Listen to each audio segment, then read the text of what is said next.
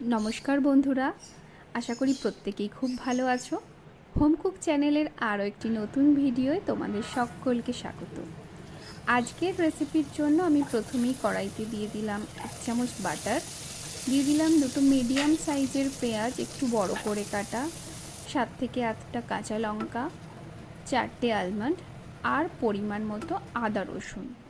एटाके भालो करे बाटारेर साथे मिक्स करे एकटू नरम होते तारपर एक मिक्सिंग जारे निये नेब, तारपर ठंडा करे एटार एक स्मूथ पेस्ट बानिये नेब। एरपर आमी कड़ाइते दिए देब रिफाइंड अয়েল, तार मध्य दिए देब गोटा जिरे और गोटा गोलमरिच। एटा कयेक सेकेंड एकटू भाजा होबे, सुंदर स्मेल बेरोबे, कालारटा चेंज होबे, तारपरे दिए देওয়া হবে ক্যাপসিকাম এবং টমেটো পেস্ট। ক্যাপসিকাম আর টমেটোগুলো একটু বড় বড় করে কাটা হবে আর ভিতরের যে দানাগুলো সেগুলো কিন্তু পুরোপুরি ফেলে দেওয়া হবে। এই পর্যায়ে এটা একটু নাড়াচাড়া করে তার মধ্যে আরেকটু আমি কাঁচা লঙ্কা অ্যাড করেছি, তারপর একটু টস করে এটা নামিয়ে নেব। এটা কোনোভাবেই কিন্তু বেশি নরম হয়ে যাওয়া যাবে না।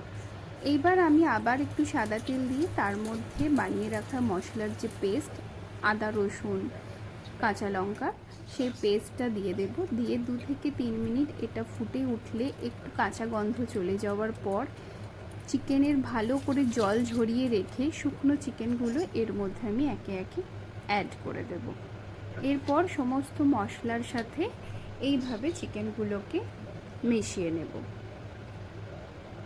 এরপর আমি একে একে মশলা দেব, ধনে গুঁড়ো, জিরে গুঁড়ো, নুন আর পরিমাণ মতো চিনি।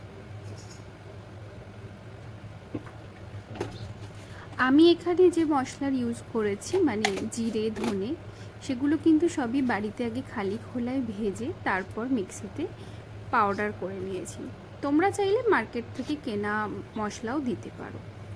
এইবার কিছুক্ষণ মশলা দিয়ে কষানোর পর আমি ওপর থেকে দিয়ে দেব চিলি ফ্লেক্স আর ফেটিয়ে রাখা দই।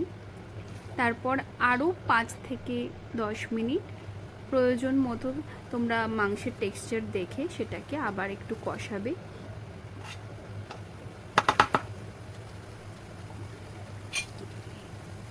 এবার গ্যাসের আঁচটা মিডিয়াম ফ্লেমে দিয়ে আমি এটা ঢাকা দিয়ে দেব। প্রায় 10 মিনিটের জন্য আমি এবার এটাকে ভালো করে ফোটাবো। ঢাকা খোলার পর দেখতে যখন এরকম তেল ছেড়েছে, মাংস প্রায় অনেকটাই সেদ্ধ হয়ে এসেছে। মাংস দেখেই বুঝতে পারছো।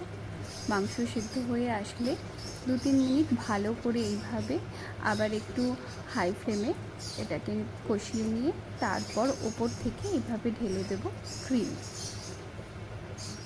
ক্রিম দেওয়ার পর আবার পুরো মাংসের সাথে আমি এটা ভালো করে মিশিয়ে নেব।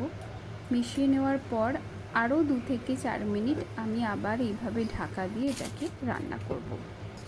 2-4 মিনিট হয়ে যাওয়ার পর উপর থেকে দিয়ে দেব কসুরি মেথি। কসুরি মেথি দিয়ে আবার মাংসটার সঙ্গে পুরো গ্রেভিটা ভালোভাবে এইভাবে মিশিয়ে নেব।